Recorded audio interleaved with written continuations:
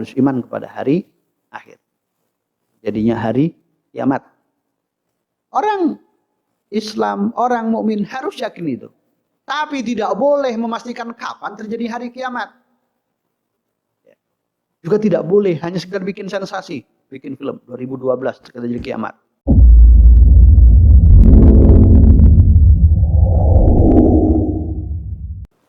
Assalamualaikum warahmatullahi wabarakatuh.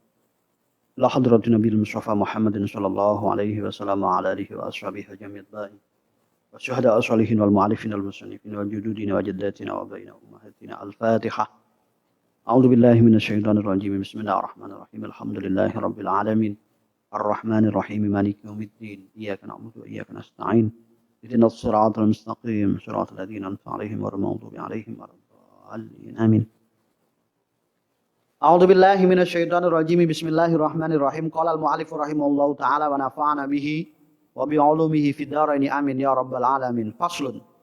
Adapun ini adalah fasal. Ai hadza faslun. Faslun merupakan khabar dari mubtada yang terbuang yang berupa hadza. Ini boleh. Kemudian arkanul imani. Adapun rukun-rukun iman. Sittatun ada 6. Ya, rukun-rukun iman ada 6. Perbandingannya kalau rukun Islam itu hanya ada 5. Seseorang bisa dikatakan muslim ketika dia menunaikan 5 hal. Nah, seseorang bisa dikatakan mukmin ketika 6 hal terpenuhi. Apa itu? Yang pertama adalah antu'mina, yaitu engkau beriman. Amana yu'minu. Yu'minu, tu'minu, u'minu, nu'minu. Kalau tu'minu, engkau beriman. Maksudnya kita beriman. Ya. Siapa yang harus kita imani? Pertama, billahi. Kita beriman kepada Allah. Iman pertama. Ya, kalau kita tidak percaya bahwa Allah sebagai Tuhan kita belum bisa dikategorikan sebagai orang yang beriman. Ya. Yang kedua, wa malaikatihi. Dan pada malaikat-malaikat Allah. Hanya iman kepada Allah, tapi tidak meyakini adanya malaikat Jibril. Bahkan mengkutuk malaikat. Dia bukan mukmin sejati. Makanya Al-Quran mengatakan man kana aduwwal li Jibril. Barang siapa yang merupakan musuh bagi malaikat Jibril, dia bukan orang yang beriman. Ini apa yang pernah dilakukan orang Yahudi.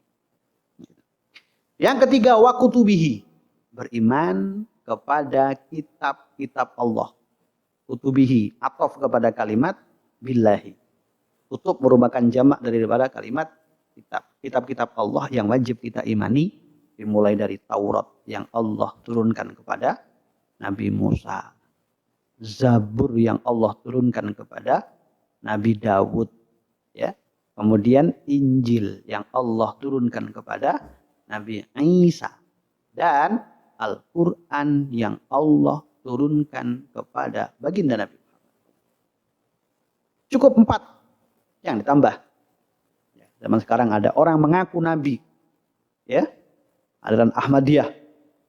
Mirza Ghulam Ahmad dianggap sebagai nabi. Dia katanya membawa kitab. Ini merupakan salah satu kitab yang tidak wajib kita iman. Dan bahkan andaikan kita beriman pada kitab yang dibawa oleh Mirza Ghulam Ahmad, kita dianggap mukmin yang bergeser dari iman yang sesungguhnya.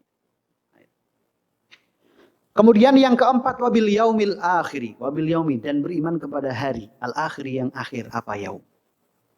Harus iman kepada hari akhir. Jadinya hari kiamat. Orang Islam, orang mukmin harus yakin itu. Tapi tidak boleh memastikan kapan terjadi hari kiamat.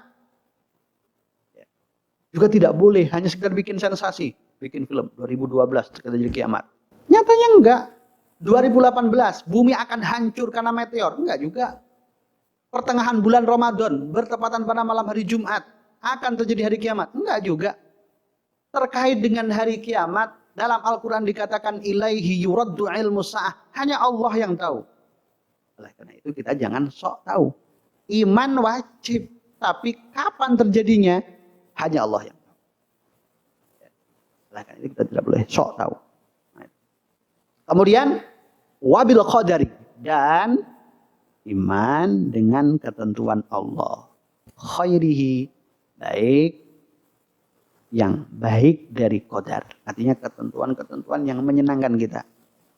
Kita ditakdirkan jadi orang kaya, kita ditakdirkan jadi orang cerdas, kita ditakdirkan jadi orang yang punya kulit yang dipandang oleh orang lain menyenangkan.